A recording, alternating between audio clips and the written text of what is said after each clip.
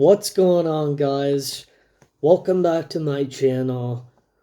If you're new or you love my content, please subscribe. And today I'm going to be reviewing Body Parts from 1991. Stars Jeff Fahey, Brad Dourif, Zakes Mokae, and directed by Eric Rudd. And this was kind of a ancient, very rare distributable type of a horror film, because what this film kind of signified was it's very it's one could, I guess, say that this was independent, or just kind of it was just a very unusual type of film that people it was made for those that liked unusual films.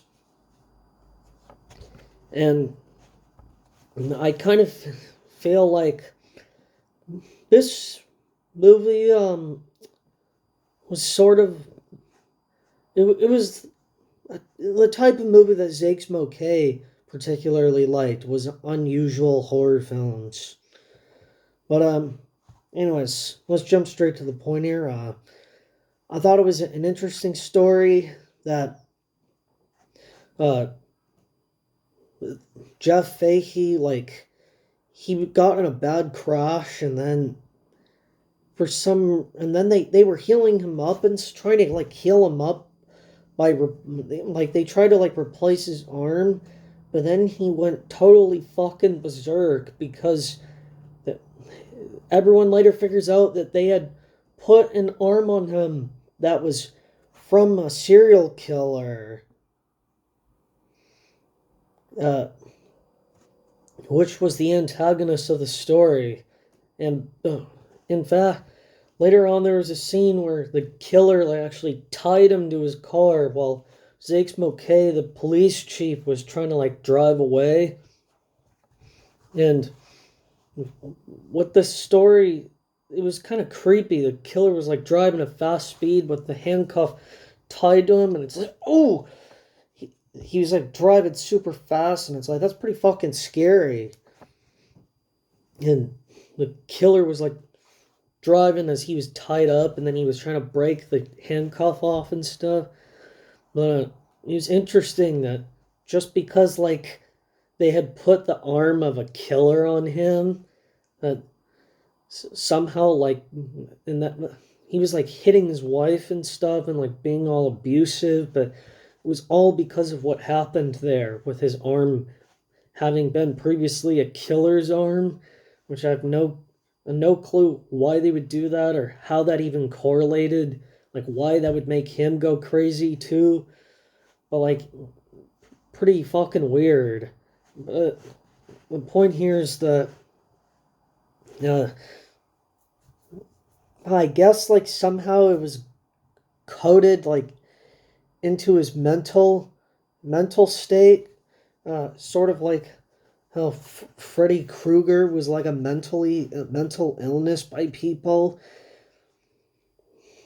because I guess somehow the code of the killer got into his DNA.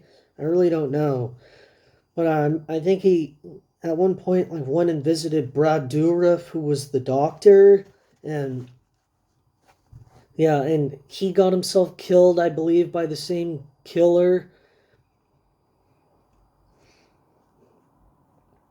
It was just really constructive. Everyone was confused what the hell was going on and stuff. Jeff Fahey's family members in the movie. It was all just really strange. And then I just thought it was interesting that this entire story was kind of written around a big book and stuff.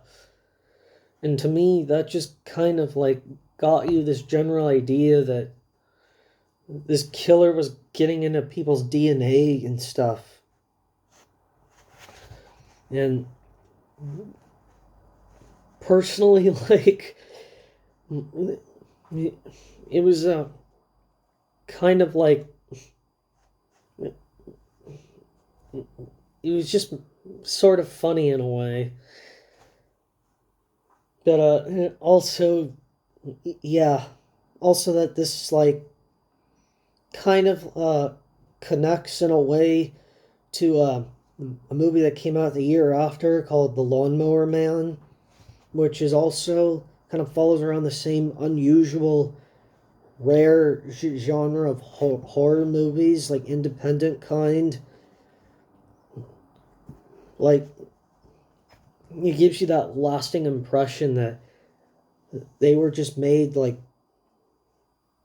sort of like indecisively or something, but just kind of hidden in there. And this movie, I would say that it was fine for what it was. I'd rate it maybe 7 out of 10. It did a good job, I guess. It was alright. I mean, not a super great movie, but I mean, it was fine for what it was. I thought the acting was relatively decent. Like, I thought the roles were good and everything. And I liked how it ended off with him kind of writing in a big book or whatever by a tree. Basically, his entire story by the tree. That was interesting. Yeah, so you enjoyed this, give it a thumbs up. Comment down below what you think, or if you want me to, like, review any movies, or if you just comment down below what you think of the actors, or and yeah, so hope you enjoyed. Let me know what you think, and peace.